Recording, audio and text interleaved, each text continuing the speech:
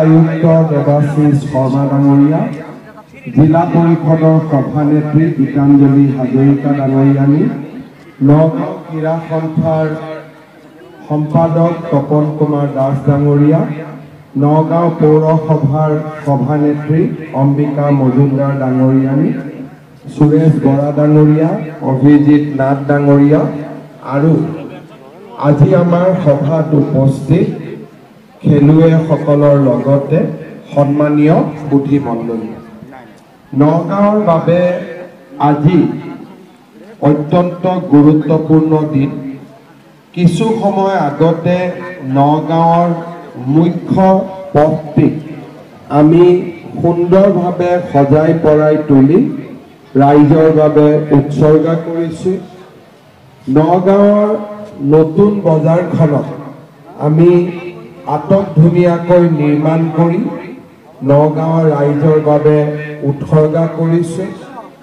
নগাঁৱত স্বাস্থ্য বিভাগৰ যুটীয়া সঞ্চালকৰ সুন্দৰ কাৰ্যালয় এটাৰ শুভ উদ্বোধন হ'ল আৰু আজিৰ দিনটোতে অসম চৰকাৰে হাতত লোৱা CIDF আঁচনিৰ অধীনত নগাঁৱৰ আধুনিক সুইমিং পুলটি আমি নগাঁৱৰ জনতাৰ বাবে ক্ৰীড়ামোদী ৰাইজৰ বাবে উৎসৰ্গা কৰিছোঁ। এই সুইমিং পুলটো নিৰ্মাণ কৰিবলৈ যাওঁতে ৰাজ্য চৰকাৰে 7 কোটি 12 লাখ টকা ব্যয় কৰিছে।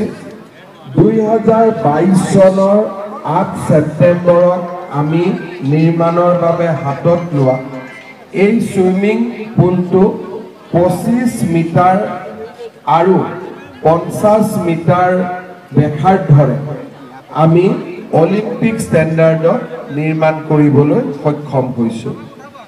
খেলুৱৈসকলৰ বিভিন্ন সা সুবিধা, এক্সিকিউটিভ লঞ্চ আৰু সুইমিং চাবৰ বাবে দৰ্শকৰ বাবে ৰাজহুৱা গেলাৰীকে আদি কৰি এই সুইমিং পুলটো অসমৰ ভিতৰতে এটা অত্যন্ত সুসজ্জিত আৰু সকলো সুবিধাৰে সুন্দৰভাৱে নিৰ্মাণ কৰা এটা সুইমিং পুললৈ পৰিৱৰ্তন হৈছে।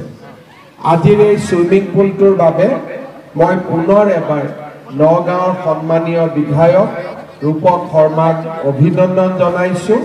নগাঁৱৰ খেলুৱৈ ৰাইজক বা নগাঁৱৰ স্পৰ্টছ পাৰ্চন সকলকো মই ধন্যবাদ জনাইছোঁ। নগাঁৱত indoor stadium, outdoor stadium, swimming pool সকলো ফালৰ পৰা এটা ক্ৰীড়াৰ সুন্দৰ বাতাবৰণ গঢ়ি তুলিছে।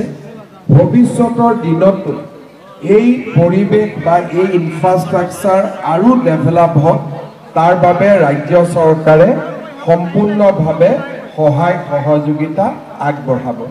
মই আশা কৰোঁ যে উন্নত প্ৰশিক্ষণৰ ব্যৱস্থা কৰা হ'ব আৰু এই সুইমিং পুলৰ পৰাই আমি অসমৰ ভৱিষ্যতৰ অলিম্পিয়াড সৃষ্টিৰ বাবেও আমি চেষ্টা কৰিম।